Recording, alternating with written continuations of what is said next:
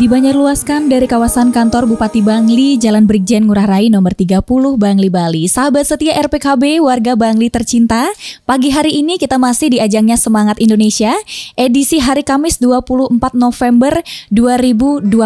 Sahabat setia RPKB, pagi hari ini senang sekali ya di cuaca yang cerah ini di hari Kamis, sahabat setia. Seperti biasa kalau sudah hari Kamis kita akan menerima insight baru dari narasumber spesial yang sudah Intan hadirkan di tengah-tengah ruang dengar sahabat setia RPKB, yang pagi hari ini akan melaksanakan dialog interaktif selama 1 jam ke depan kurang lebih sampai usai nanti pukul 10 waktu RPKB FM. Pagi hari ini kita akan bahas terkait dengan stunting dalam perspektif agama Islam. Sudah hadir 2 narasumber spesial di tengah-tengah ruang dengar sahabat setia pagi hari ini dari Kementerian Agama Kabupaten Bangli dan juga penyuluh KB Kabupaten Bangli. Yang pertama ada Ibu Mariasih dari penyuluh KB Kabupaten Bangli. Om Swastiastu Ibu, apa kabar hari ini? Swastiastu, kabar baik. Selamat pagi Mak Itan dan juga selamat pagi para pendengar RPKB FM Bangli ya. Semoga dalam keadaan sehat walafiat.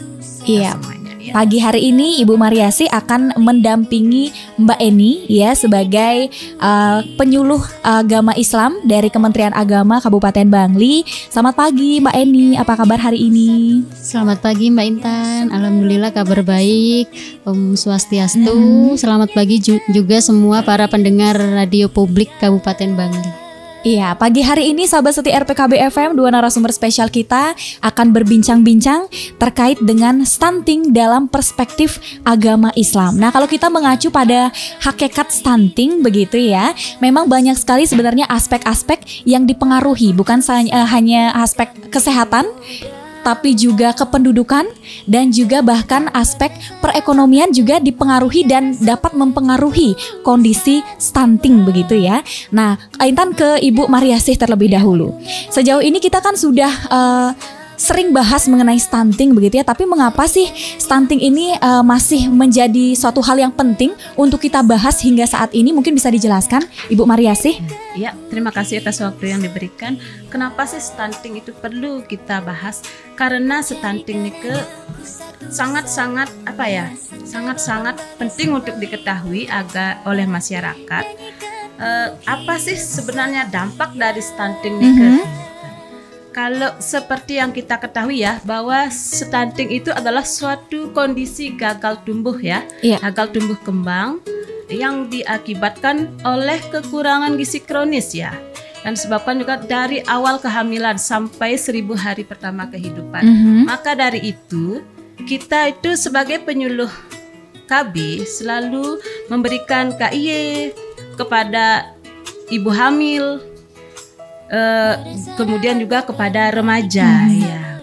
Nah, kenapa kita kepada remaja? Karena remaja itu kan calon ibu hamil ya, calon ibu hamil. Kemudian dampak dari stunting itu ya bisa menyebabkan kecerdasan anak berkurang.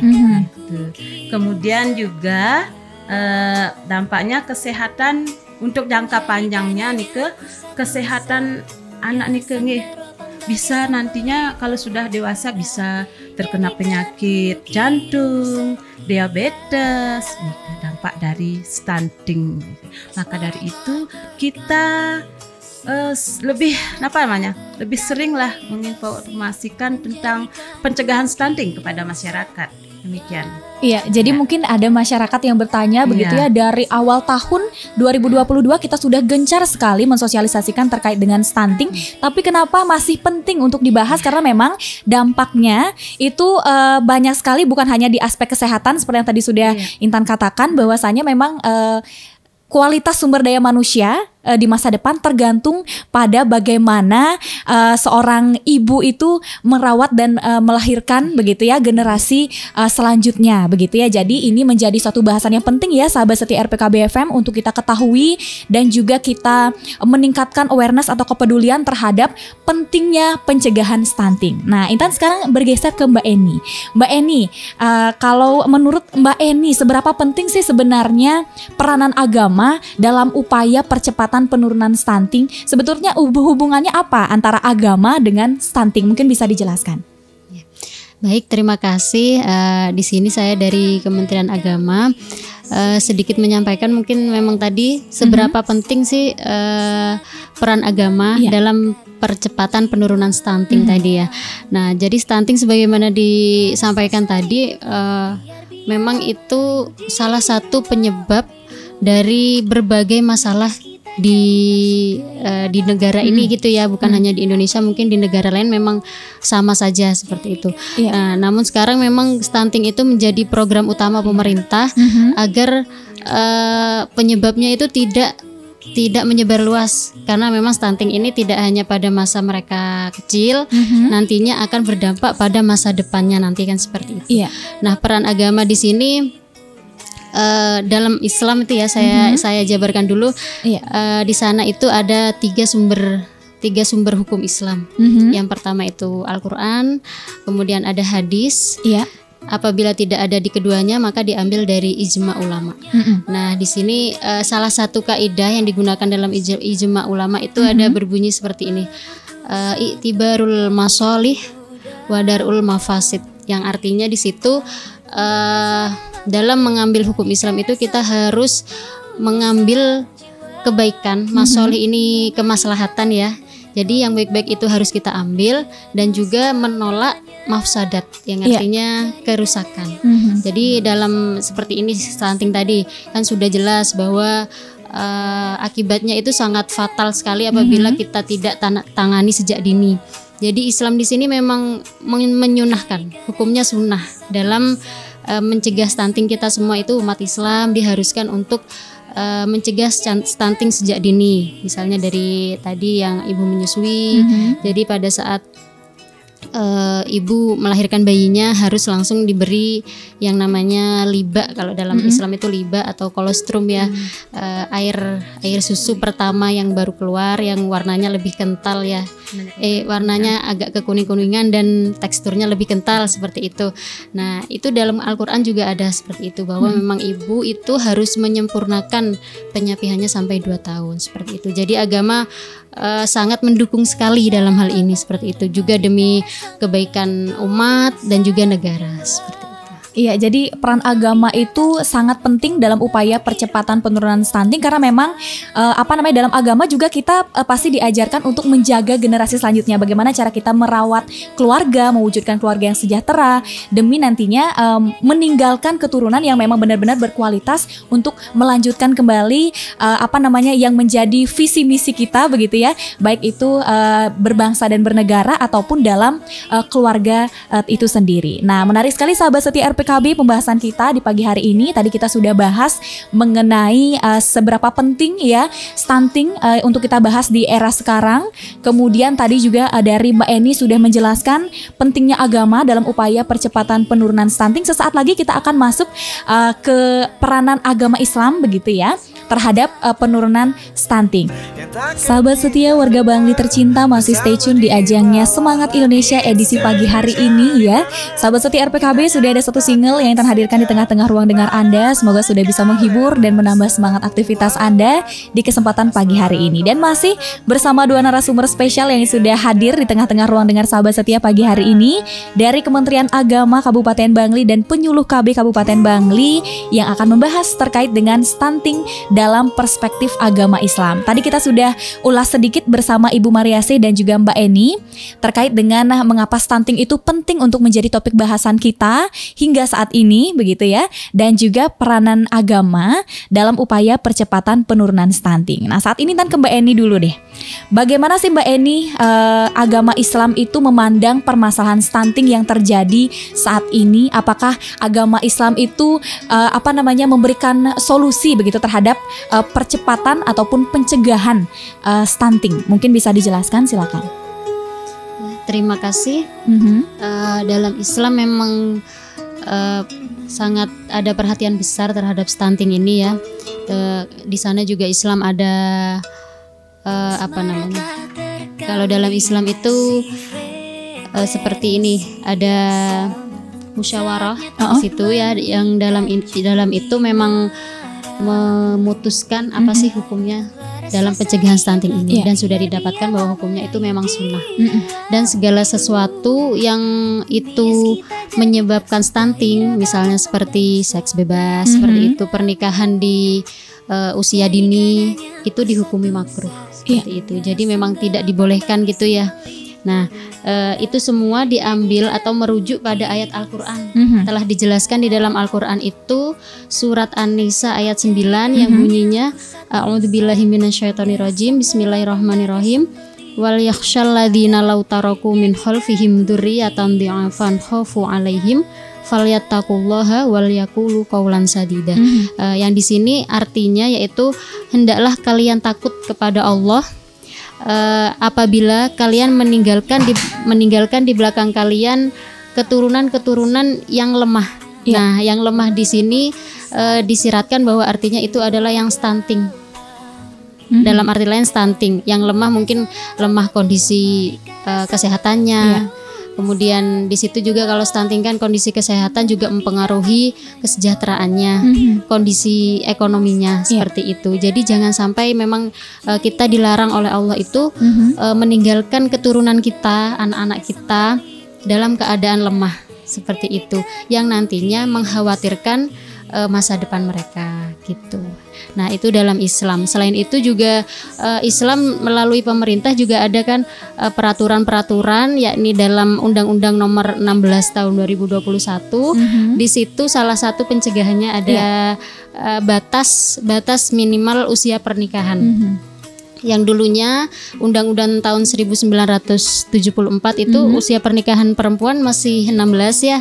Nah, di undang-undang terbaru ini sudah berubah, di situ usia minimal pernikahan perempuan umur 19 tahun seperti itu. Itu merupakan salah satu upaya untuk mencegah stunting seperti itu. Ya, jadi dalam perspektif agama Islam begitu ya, memang tidak diperbolehkan untuk meninggalkan keturunan dalam kondisi lemah, baik secara fisik, kemudian lemah juga secara finansial. Mungkin makanya sebagai orang tua ya dalam keluarga itu bagaimana cara kita membentuk generasi yang selanjutnya biar bisa unggul. Salah satunya adalah mencegah stunting begitu ya. Luar biasa sekali Mbak Eni, terima kasih atas jawabannya. Selanjutnya saya ke Ibu Mariasih ya. Kalau kita bicara masalah penyuluh KB Kabupaten Bangli dan pencegahan stunting, apa saja sih upaya-upaya yang dilakukan ataupun sudah dilakukan oleh penyuluh KB Kabupaten Bangli terkait dengan pencegahan stunting di Kabupaten Bangli? Ya, terima kasih. Upaya-upaya yang telah dilakukan nih oleh PMKB Bangli dan juga oleh BKKBN ini berdasarkan Perpres 72 tahun 2021 atau Peraturan Presiden nomor 72 tahun 2021 tentang percepatan penurunan stunting. Dan juga ada Peraturan BKKBN nomor 12 tahun 2021 tentang Rencana Aksi Nasional Percepatan Penurunan Angka Stunting Indonesia tahun 2021 sampai 2024 ya. Nah, upaya-upaya yang dilakukan itulah memberikan penyuluhan ya kepada remaja, yaitu pendewasaan usia perkawinan, dan juga kita membentuk yang namanya TPK. TPK itu adalah tim pendamping keluarga ya, yang terdiri dari bidan, kemudian dari PKK, kemudian dari kader KB. Nah, tugasnya dari TPK Niki adalah memberikan pendampingan dan juga penyuluhan kepada calon pengantin, kemudian kepada ibu hamil, ibu nifas, dan keluarga yang memiliki balita. Nah, itu upaya-upaya yang kami lakukan untuk pencegahan stunting. Ya, jadi pendampingan keluarga begitu ya. Nah, kalau kita bicara masalah pencegahan stunting, saat ini kan seperti yang sudah Ibu Marisa katakan begitu ya, pemerintah itu sedang gencar melakukan pendekatan bagaimana cara kita untuk mencegah stunting dari hulu begitu ya. Salah satunya adalah dengan pendidikan pranikah bagi remaja ataupun calon pengantin. Nah, Mbak Eni, bagaimana nih agama Islam memandang pendidikan pranikah? Bisa dijelaskan mungkin? Terima kasih. Di sini memang untuk pendidikan pranikah ya, Kementerian Agama itu sudah banyak sekali program-program untuk pendidikan pranikah. Tentunya juga dilihat dari apa yang tersirat dalam Al-Quran ya. Nah, untuk program-programnya itu kita ada yang namanya Suscatin. Iya. Nah, program ini dijalankan atau diselenggarakan oleh kantor urusan agama kecamatan yang ada di setiap kecamatan. Mereka melakukan kursus Suscatin. Jadi sebelum mereka menikah mendaftar seperti itu ya. Nah, para calon pengantin, 2 pasangan misalnya, mereka diberikan kursus terlebih dahulu bagaimana membina keluarga sakinah, kemudian bagaimana persiapan mereka prahamil juga seperti itu. Apakah sudah cukup atau belum usia si calon pengantin untuk hamil, udah siap atau belum, seperti itu. Nah, kemudian di situ juga ada program Kemenaknya. Di sini juga bekerja sama dengan KUA. Itu namanya bimbingan perkawinan atau disingkat BIMWIN. Nah, di situ para calon pengantin ya, kalau di Jawa itu banyak sekali, bisa 1 bulan itu ada minimal lah. Untuk kegiatan itu harus ada minimal 25 pasang. Jadi 50 orang seperti itu ya, dikumpulkan di sana. Mereka diberikan materi seperti kesehatan reproduksi seperti itu. Kemudian apa sih tujuan dari perkawinan, apa sih itu mawadah, apa itu sakinah, seperti itu. Itu yang dilakukan oleh Kemenak seperti itu. Iya, nah Bu Mariasih, menyambung tadi yang dikatakan oleh Mbak Eni, kenapa sih pendidikan pranikah itu penting? Kalau dari perspektif penyuluh KB ini seperti apa? Iya, seperti yang sampaikan tadi, kenapa sih pendidikan pranikah itu penting ya?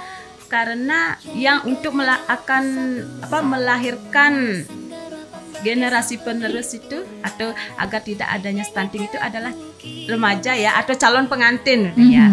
Maka dari itu kita perlu memberikan yang namanya penyuluhan ya, memberikan penyuluhan agar nanti yang calon pengantin itu tidak melahirkan anak yang stunting ya.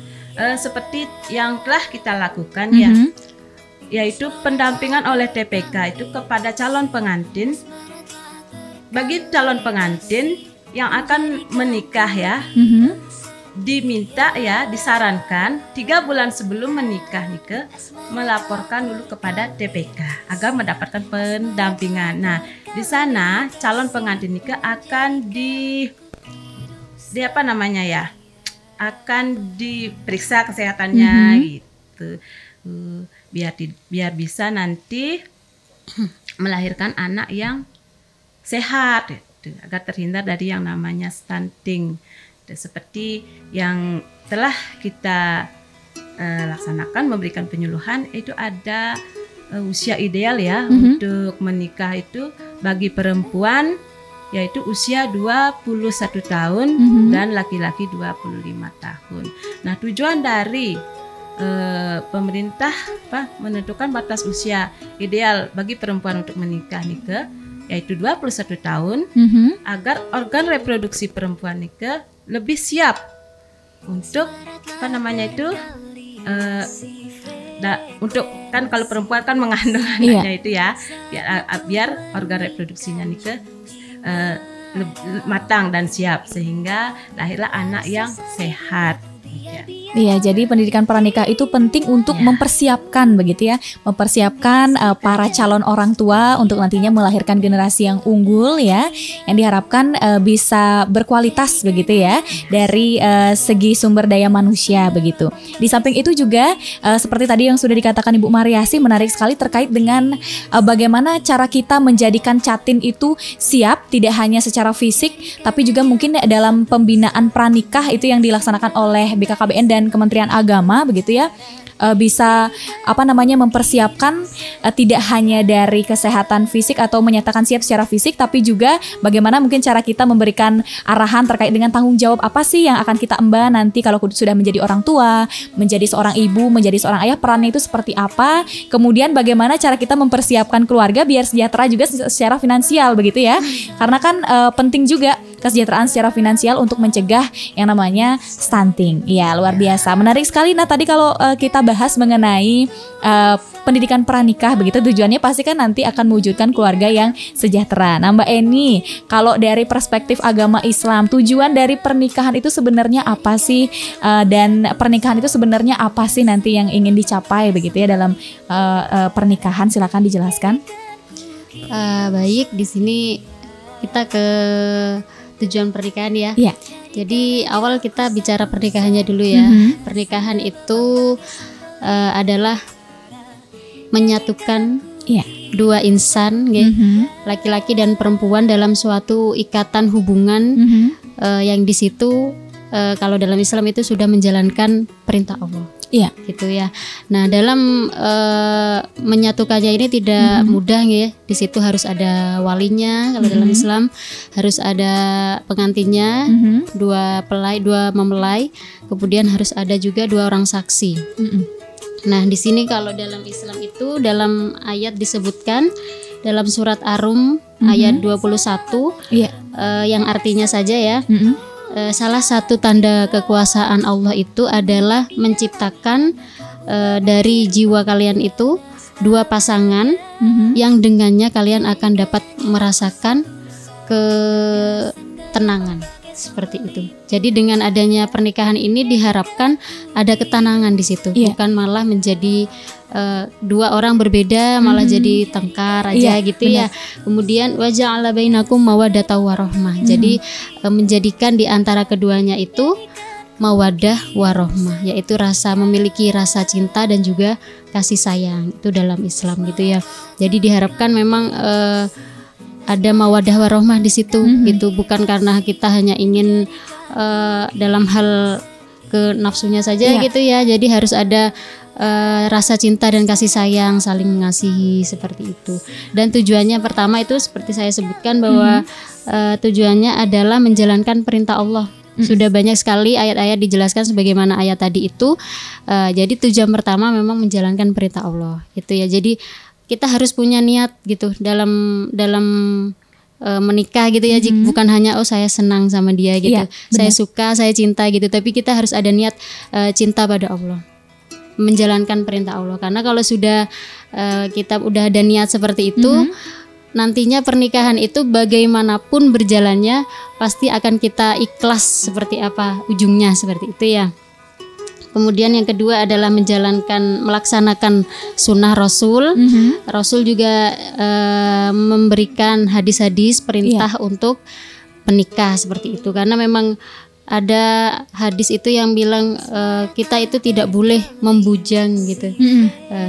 Tidak, Allah ya Rasul itu tidak menyukai orang-orang yang membujang. Lebih baik kita menikah walaupun kita masih miskin, karena sudah dijelaskan Allah akan memberi kita kekayaan apabila kita mau menikah seperti itu. Kemudian yang kedua untuk mencegah zina. Di situ ya. Tujuan pernikahan adalah untuk mencegah zina. Dalam Islam itu memang tidak boleh zina sebelum menikah. Jadi harus halal dulu, baru kita boleh melakukan bersetubuh seperti itu, hubungan suami istri ya. Di situ juga dijelaskan ya ma'syaros sabab man istata'a minkumul ba'a falyatazawwaj. Jadi bagi kalian yang mampu maka menikahlah, seperti itu. Dan barang siapa yang belum mampu menikah maka baginya untuk puasa. Jadi menjaga diri maksudnya seperti itu ya, karena memang tadi hubungannya dengan stunting itu seks bebas juga mempengaruhi ya. Biasanya kan kebanyakan memang anak sekolah, biasanya anak usia sekolah itu jauh dari orang tua sehingga mereka melakukan pergaulan bebas seperti itu ya, terjerumus pada hal yang tidak diinginkan. Akhirnya terjadilah kehamilan pada usia dini seperti itu. Itu juga menjerumus pada stunting akhirnya seperti itu. Kemudian yang keempat tujuannya adalah menyempurnakan separuh agama. Jadi dalam Islam itu memang menikah adalah separuh agama seperti itu. Dan separuhnya lagi itu adalah bagaimana kita bertakwa kepada Allah. Dan yang terakhir tujuannya itu untuk mendapatkan keturunan. Meskipun ini bukan tujuan utama ya. Apabila kita tidak mendapatkan keturunan, ya tetaplah kita bertakwa kepada Allah seperti itu, Mbak Intan. Iya, jadi menarik sekali pernikahan itu untuk mencapai ketenangan nantinya. Tentu saja ketenangan itu akan bisa dicapai apabila kita benar-benar sudah siap begitu ya, secara fisik, secara emosional dan juga secara finansial. Begitu ya, kalau memang kita bisa dibayangkan kalau ternyata kita belum siap, begitu akan terjadi konflik tadi yang sudah dijelaskan oleh Mbak Eni, akan terjadi konflik, kemudian ada hal-hal yang tidak ingin kita alami, seperti mungkin adanya perceraian seperti itu ya. Kan nanti akan merugikan juga. terhadap keluarga dan juga keturunan kita nantinya begitu ya. Nah, sahabat setia RPKB FM warga Bangli tercinta, tadi sudah dijelaskan ya terkait dengan pernikahan menurut Islam, tujuannya itu apa ya. Dan mungkin Intan akan bergeser ke Ibu Mariani saat ini ya. Sejauh ini Bu Mariani, kegiatan-kegiatan apa sih yang sudah dilakukan oleh Kemenag ya dan BKKBN ini kan bersinergi terkait dengan percepatan penurunan stunting. Mungkin nanti bisa dijelaskan ya, apa saja sih kegiatan-kegiatan yang sudah dilakukan atau program-program apa sih yang dimiliki oleh BKKBN yang bersinergitas dengan Kemenag ini? Terima kasih ya atas waktu yang diberikan. Programnya itu adalah program genre ya, yang telah kita lakukan di BKKBN itu. Program genre itu yaitu menyasar remaja ya, remaja. Nah, yang namanya itu kalau forumnya kita sebut dengan Peak Air. Nah, dan kemudian kalau di masyarakat juga ada, kita menyasar yang namanya keluarga yang memiliki remaja, yaitu Bina Keluarga Remaja. Nah, di sanalah kita memberikan penyuluhan ya. Kalau di Peak Air nih kita memberikan penyuluhan langsung kepada remajanya tentang pendewasaan usia perkawinan, kemudian agar agar terhindar dari yang namanya triad KRR. Triad KRR itu ada seks pranikah ya. Remaja nikah diusahakan tidak melakukan seks pranikah ya, atau melaksanakan pernikahan dini. Kemudian ada juga agar remaja nikah terhindar dari yang namanya narkoba, dan juga ada HIV/AIDS. Nah, itu yang kita lakukan, memberikan penyuluhan kepada remaja, dan juga kita memberikan penyuluhan kepada keluarga yang memiliki remaja melalui yang namanya kelompok BKR. Karena bagaimanapun juga keluargalah yang yang akan pertama mendidik remajanya. Maka dari itu kita perlu membina keluarga yang memiliki remaja juga akan terhindar dari yang namanya triad KRR nikah. Oke, kalau Mbak Eni mungkin ada tambahan terkait dengan hal-hal yang sudah dilakukan ya Kementerian Agama yang bersinergitas dengan BKKBN terkait dengan percepatan penurunan stunting ini. Baik, selama ini selama saya di Bangli yang sudah dilakukan itu memang kita berkolaborasi dengan penyuluh KB. Pertama yang kita lakukan, kita mengedukasi dahulu penyuluh-penyuluh agama ini. Karena kan kita basicnya di agama, kita perlu tahu dulu, kita harus punya modal dulu untuk memberikan penyuluhan. Jadi kita mengundang waktu itu pernah ada kegiatan pembinaan stunting bagi penyuluh agama. Dan itu narasumbernya dari penyuluh KB Bapak Karyase waktu itu ya. Nah, di situ sudah kita diedukasi, jadi memudahkan kita nantinya melakukan penyuluhan pada masyarakat. Nah, itu biasanya kita kan melakukan penyuluhannya di majelis taklim, di kelompok ibu-ibu, yang di sana ada ibu-ibu yang memiliki balita dan juga ada remaja yang usia untuk menikah, yang sudah waktunya menikah begitu. Kemudian ada juga kegiatan lain yang itu memang kegiatan tahunan Kemenag, pembinaan anak usia sekolah. Di situ pernah ada di Kintamani kita tempatkan dan diundang anak-anak usia sekolah. Memang kita mengundang dari ada tokohnya yang mana mereka memberikan materi tentang pernikahan, dan juga ada dari penyuluh KB-nya seperti itu.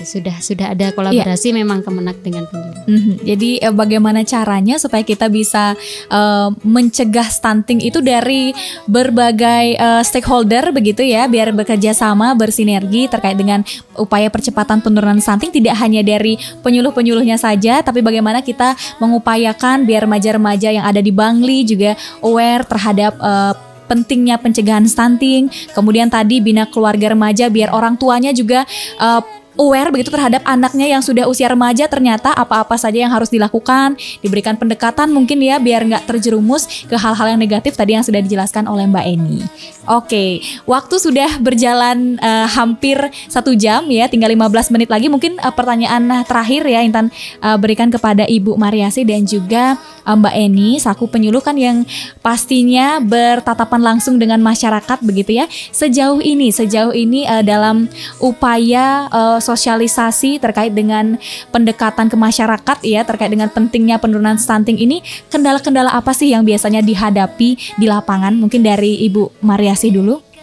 Ya, kalau kendala yang kami hadapi ya, susahnya mengumpulkan remaja ya. Iya. Kita kan mau memberikan penyuluhan kepada remaja. Terkadang kita sudah minta untuk hadir, itu dah terkadang remajanya yang susah untuk hadir pada di setiap pertemuan. Gitu. Kita undang 50 yang hadir mungkin cuma 20 sampai 25 gitu. Kemudian juga ada yang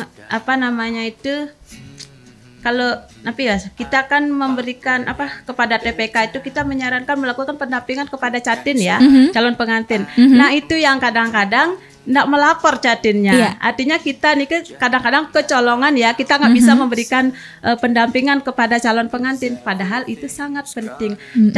Catin nikah tidak melaporkan dirinya bahwa catin nikah akan segera menikah. Itu yang membuat kita kecolongan. Itu yang kendala yang kami hadapi sebenarnya. Iya, kalau dari Mbak Eni sendiri, mungkin kendala-kendala yang biasanya dihadapi di lapangan ketika bertemu audiens begitu ya, terutama mungkin remaja tadi yang sudah dibilang sama Ibu Mariasi, mungkin bisa dijelaskan?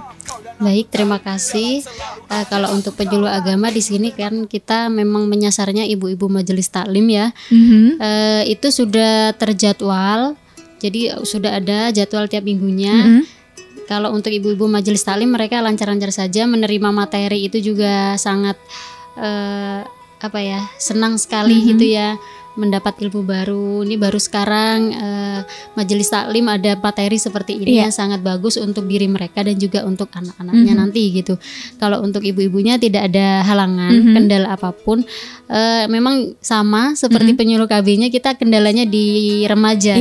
Karena mayoritas kalau remaja muslim di Bangli itu sedikit sekali dan mereka sudah banyak yang sekolahnya di luar Bangli gitu. Jadi susah sekali untuk mengumpulkan teman-teman remaja dan juga mencari waktunya sangat susah sekali.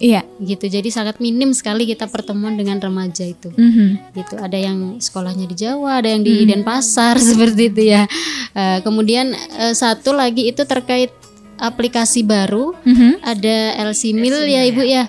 Nah, itu kendalanya di internetnya seperti itu. Jadi masyarakat ada yang kesusahan, ini saya belum bisa online seperti ini gitu. Jadi kita perlu banyak edukasi lagi buat para calon pengantin seperti itu. Iya, sehingga itu menjadi tugas kita bersama begitu ya, bagaimana mungkin tadi melakukan pendekatan supaya kesadarannya meningkat terhadap penting loh ternyata kita itu membekali diri dengan pendidikan pranikah sebelum kita nanti menyatakan siap untuk berkeluarga.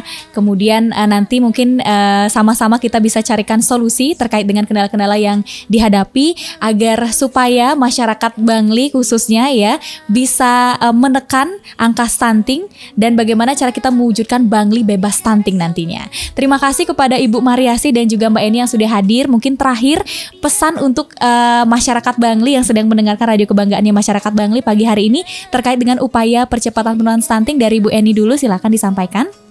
Baik, terima kasih. Pesan saya untuk kantor Kemenak, saya harap kantor Kemenak bisa memberikan program-program yang lebih kreatif, inovatif seperti itu. Bagaimana kita dapat mencegah stunting ini, gitu. Tidak hanya dari penyuluhnya, nanti kita bisa lebih memperluas kegiatannya itu pada masyarakat, utamanya pada remaja, atau kita bisa menyisir dari sekolah ke sekolah seperti itu. Kemudian untuk para penyuluh, pesan saya mudah-mudahan para penyuluh dapat aktif lagi, tidak hanya pada memberikan pesan moral keagamaan, tapi juga tentang stunting ini bagaimana kita menjelaskan pada masyarakat bahwa stunting ini jika tidak kita cegah akan berakibat fatal, Iya, seperti benar. itu. Dan bagi masyarakat semua mudah-mudahan dapat menerima pesan kita, materi kita, dan bekerja sama lah. Jika kita hanya dari kita saja yang bergerak, cuma tidak ada respon dari Iya, masyarakat, percuma seperti itu. Itu saja. Oke, kalau dari Ibu Mariasi? Kalau dari dia ya pesan-pesan kepada masyarakat Mhm. ya, Niki terutama yang remaja dulu ya, ayo kita sama-sama mencegah stunting ya dengan cara mendewasakan usia perkawinan, yaitu usia 21 tahun untuk perempuan dan usia 25 tahun untuk laki-laki. Kemudian untuk para calon pengantin Niki ya, untuk 3 bulan sebelum akan menikah ya, agar melaporkan kepada TPK yang ada di wilayahnya ya, agar bisa nanti kita lakukan screening kesehatan. Demikian dari Ibu. Iya, jadi pesannya begitu ya untuk masyarakat Bangli dari Ibu Mariasi dan juga Mbak Eni terkait dengan pentingnya kita bersama-sama berkolaborasi terkait dengan upaya percepatan penurunan stunting begitu, karena memang seperti yang Mbak Eni katakan tadi, stunting itu bukan hanya tugas pemerintah saja, tapi bagaimana cara kita bersinergi seluruh stakeholder, seluruh lapisan masyarakat supaya terlibat begitu ya, dan peduli terhadap pentingnya percepatan penurunan stunting. Terima kasih sekali lagi sudah berkenan hadir di studio siar RPKB FM. Semoga perbincangan kita bisa diterima dengan baik oleh masyarakat begitu ya, dan pesannya bisa diterapkan ya sahabat setia RPKB FM. Semoga kita bisa berjumpa kembali Ibu Mariasi dan juga Mbak Eni di pertemuan selanjutnya membahas topik-topik yang menarik lainnya. Terima kasih sekali lagi, dan sahabat setia RPKB, terima kasih sudah bergabung di ajangnya Semangat Indonesia selama 2 jam ke belakang tadi. Tidak terasa waktu Intan sudah hampir habis ya memandu acara di kesempatan pagi hari ini, dan masih dari kawasan kantor Bupati Bangli, Jalan Brigjen Ngurah Rai nomor 30 Bangli, Bali. Saya Intan yang bertugas pada pagi ini mohon pamit undur dari ruang dengar Anda, dan saya akhiri ajangnya Semangat Indonesia edisi hari Kamis 24 November 2022 dengan menghaturkan para mesanti. Om Santi Santi Santi Om.